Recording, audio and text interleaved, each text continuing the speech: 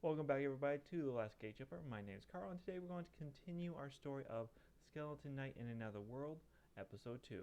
First, let's recap what happened in the first one. Our hero woke up in another world, found out that he was a Skeleton Knight, and he then proceeded to go on some missions for the Mercenary Guild, where he was able to then save a couple young ladies from some horrendous bandits, and then spent the night in a tavern celebrating. Of course, that had to be in his own room because, well, he's a skeleton and you can't really see that. Anyways, in episode 2, our hero is tasked with protecting a young girl as she's out collecting herbs. But as they're out there, a basilisk comes by and starts attacking them. Now, can our hero both protect the young girl and slay the basilisk at the same time? Only one way to find out. Let's get on into it. So, its story starts with a little girl named Marcia who wants to help her mom out, who's having to work extremely hard for the family because unfortunately her father passed away a year ago.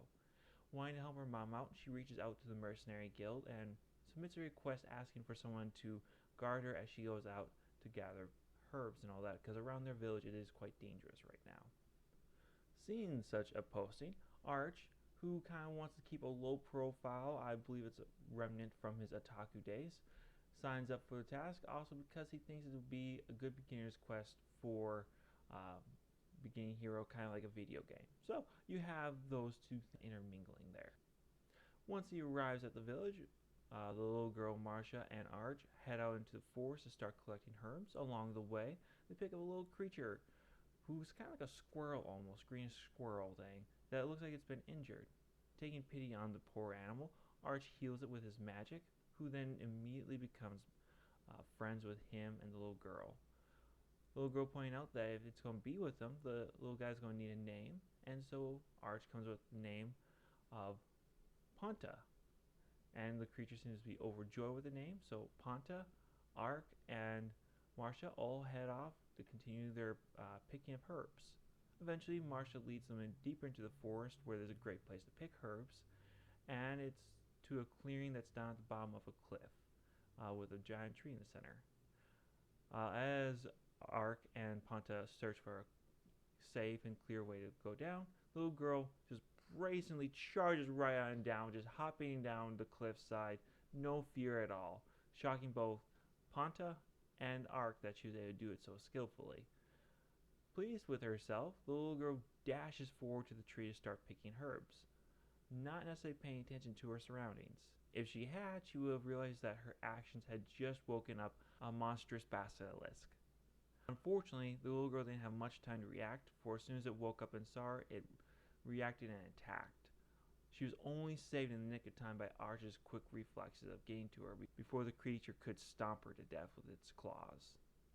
Infuriated, the animal starts attacking Arch, who is able to use his blade to deflect each of the creature's blows, who then starts using its tail and tongue trying to get at him and the girl. But he continues to resist the onslaught from the animal. Infuriated even more, the creature then bellows out poisonous gas from its mouth, which most would die from that instantly. But Arch pulls out his own magical shield that is able to deflect the poison away from him. Enraged at this point, the creature then starts opening its mouth to release a scream of stone, which in the whole area starts turning animals or anything living into a stone creature. But once again, thanks to Arch's own magical shield, he's able to deflect such magic away from him.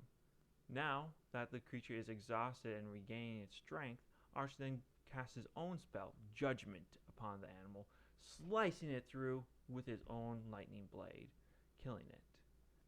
Now Arch is going up and studying the creature, for this is the second monster he has now killed, and he notices there's something strange on the back hind leg of the animal. It's a red bracelet of some sort with some markings.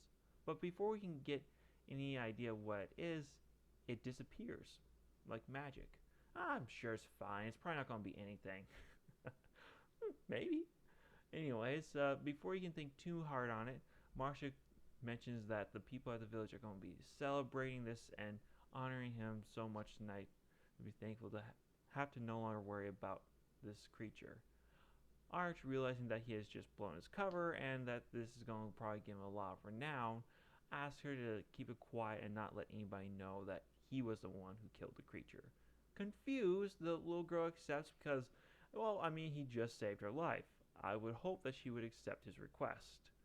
Uh, on their way back, they run into one of those boars that the hunters were trying to capture the other day, and Arch is able to capture it for him and bring it back to the village so everyone has something to eat. Shortly thereafter, Arch leaves the little girl Marcia with her mother, and him and Ponta head off back to the Mercenary Guild and back to town. Now, plotline A, I thought was pretty good. I've followed the way through. We got to meet the little girl, and we got to learn a little bit more about the world and Art as a character. He's not really in this for the glory. His life as an otaku has affected him that he's not really seeking the fame. He just kind of wants to enjoy life, especially now that he's in a video game kind of scenario. Plotline B of wanting to, keep his identity secret, keep on the down low, is nearly blown in order to save Marcia from her own unwise decision of not paying attention. Thankfully, though, this is too is averted for the most part by her agreeing to not reveal anything to anybody. Although somebody later on in the episode definitely gets an idea of what's going on. Now, as for characters, kind of lacking, I'll be honest with you. Marcia was fine as a little girl. Her noble heart really wins you over, so you really enjoy seeing her on the screen. Ponta, a nice little add-on. Every great hero needs his little sidekick, and Arc is no different. And Marcia's mom is just your stereotypical hardworking anime adult who isn't able to keep an eye on their kids all the time, which is most parents, so believable. Overall, I probably would give the episode a 7 at the highest. It's not that it did anything really wrong, it's just I was not all that engaged with the episode. It definitely is in episode 2 or 3, so I'm not holding against it. It's doing some world building, some character building, so it does things right. It's just not that gripping that I found personally. Characters were okay. Locations were just your generic forest and your generic village, so not really too much there. The monster was cool, but it's kind of just like your standard lizard monster. So it does things right. It just doesn't do them overwhelmingly right. But hey, I hope you enjoyed this review slash commentary. And if you have any comments on how I can improve, just let me know, guys. Appreciate it. All right, y'all take care now. Thanks for watching. Take care. Bye.